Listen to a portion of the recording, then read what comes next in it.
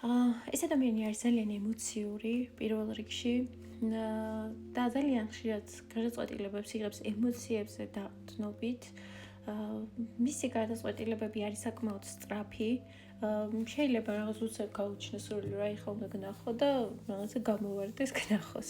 აი რაღაცნაირად ესეთი ენერგიები მომდის და უნდა იცოდე, რომ ეს სუმთლად შენ შეიძლება ამ ყველაფრით იხიბლები და რომანტიული გეჩვენება, მაგრამ რეალურად ეს მისი თვისება მის არასტაბილურობაზე უსმენს ხაზს, რომ ეს ადამიანი ძალიან მარტივად იმართება ემოციებით და შესაბამისად უჭერს რაციონალური გადაწყვეტილების მიღება. მისი წამყვანი არის ემოცია და არა გონება.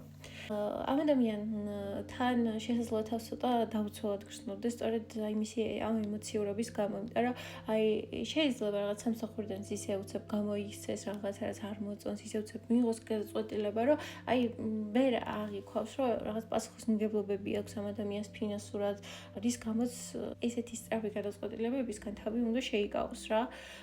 და შესაბამისად ეს შენზე ძალიან დიდ გავლენას ახდენს, ხო? იმიტომ რომ ფინანსური კუთხით ცოტა დაუცველად გრძნობ ამ ადამიანთან თავს. შეიძლება შენც არ იყო წელში გამართულად ისე, როგორც შენ გინდა. და აქ ჩანს, რომ შენთან ამ ადამიანს მოაქვს საკმაოდ ბავშვური ემოციები, მასთან გრძნობ თავს ძალიან თავისუფლად, ძალიან ლაღად, ძალიან ბედნიერად, მაგრამ თითქოს გიჭერს, რომ აი ზრდასრულის ენერგიებში გადახვიდე, ხო? და აი რაღაც მუდმივ ბავშვურ ენერგიებში გამყოფებს ეს ადამიანი. რასაც გართმევს არის ის, რომ რეალურად აი ემოციური აიწონა და იწონას გამო ძალიან ხშირად შეიძლება გტკიოდეს გული. ასევე ეჭვები შეიძლება გქონდეს, რომ აი ამ ადამიანს შეიძლება სხვა ვიღაცაც ყავს და არც ისე უსაფუძვლო შეიძლება არ იყოს ეს შენი ეჭვები და აქედან გამომდინარე მუდმივად რაღაც ეჭვების მდგომარეობაში ხარ და გიჭერს ამ ადამიანის ნდობა. გაზლაითინგის მომენტი მომდის ახლა რა, რომ აი რაღაც ასე ეტყვი ადამიანს, რომ აი ესე ვგრძნობ და რაღაც გეჩვენება, რომ სულ გეუბნება, რომ გეჩვენება, ეგრე არ არის. მე მიყვარ ხარ, ჩემთვის მნიშვნელოვანი ხარ, ასეთი ხარ და ყველაფერი, რასაც შენ გამოხატავ, არის რაღაცა სისულელე. რაღაცა ესე გაჯერებს შეიძლება ეს ადამიანი რა და მთლიანობაში მე მგონია, რომ ის თავისი რაღაცა ემოციურობით და ინფანტილურობით უფრო ესე დავარქმევდი. თქოს გაჯერებს, რომ აი ძალიან უყვარხარ, ძალიან მნიშვნელოვანი ხარ მისთვის, მაგრამ აი ქმედებებში ეს ყველაფერი ვერ გადააქვს რა. და მის გვერდით თავს დაცულად ვერ გრძნობ. მოდი ვნახოთ, რას გეუბნება სამყარო ამ ადამიანთან დაკავშირებით. სამყარო გეუბნება, რომ საკუთარ თავზე უნდა ფოკუსირდე, საკუთარ მომავალზე, საკუთარ ცხოვრებაზე. ნუ მოძებნი სხვაში იმ რესურსებს, რაც შენ გჭირდება. თუ რაღაც ფინანსურად არ გრძნობ თავს სტაბილურად, ნუ ჩადებ ამ ადამიანში ენერგიას, რომ აი ამ ადამიანმა მიაღწიოს წარმატებას და ფინანსურად განვითარდეს და მე მან მოგიტანოს რა ეს რაღაცა საყრდენი ფინანსური, ხო? პირდაპირ შენში ჩადა ეს რესურსები, ხო? არ გჭირდება აქ რომ სხვაზე გავლით მიიღო შენ ფინანსური სტაბილურობა, შენ გჭირდება რომ თავად შევქმნა შენ თავს საყრდენი, იმიტომ რომ შენ გამოსასვლელი ხარ ძალიან ბავშვური და გულუბრყვილო ენერგიებიდან, რომელშიც ახლა ხარ. ეს შეიძლება იყოს ძალიან რთული პროცესი, მაგრამ ეს არის ძალიან მნიშვნელოვანი იმისთვის, რომ შენ გაიზარდო, ჩამოყალიბდე როგორც დასული პიროვნება და შექმნა ის რაღაცა ჯანსაღი ოჯახი და მომავალი, რომლის მოლოდინი შენ გაქვს. მაგრამ იქამდე, სანამ ურთიერთობას დაიწყებ, პირველ რიგში საკუთარ თავზე გაქვს სამუშაო და ძალიან მნიშვნელოვანია ეს ყველაფერი გააცნობიერო.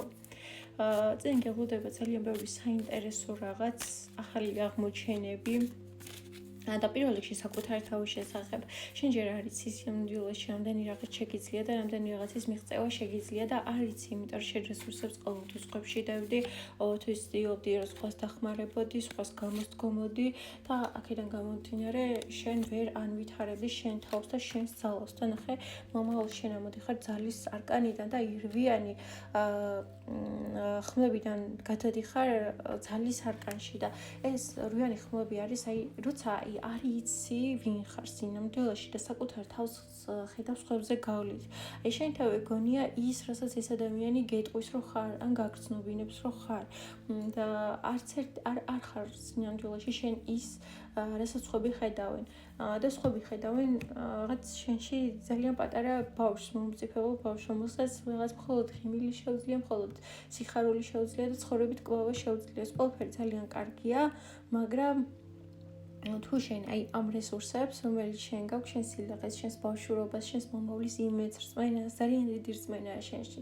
საშენოდ გამოიყენებ და შენ თავში შადებ, შენ აქ გამოხვალ რვიანი ხმების პოზიციიდან, სადაც აი ძალიან უმწეოდ, ძალიან დაუცველად გრძნობ თავს და სადაც აი სხვას ეცებს ამდენად, ხო და გადახვალ ძალის არკანში, სადაც აი მართლა გექნება ის შესაძლებლობა, რომ შექმნა ის მომავალი, რომელიც შენ გინდა და რაღაცნაირად სხვებში არ დო რესურსები, რომ აი უნდა მიაღწიოს მე ვერა. არა, შენ რა პოტენციალსაც ხედავ რეალურად ამ ადამიანში რომ უნდა მიაღწიოს, ხო? ეს არის რეალურად შენი პოტენციალი და ეს ადამიანი ვერ გამოიყენებს შენს პოტენციალს, რადგან შენი პოტენციალის გამოყენება მხოლოდ შენ შეგიძლია.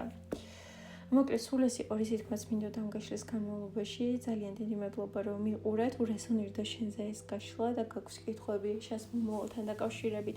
თუ როგორ განვითარდება ყველაფერი, თუ ჩემს რჩევებს გაითვალისწინებ და რა გელოდება მომავალში, მაშინ მომწერე პირადში და დეტალურად ნახოთ შენი ისტორია.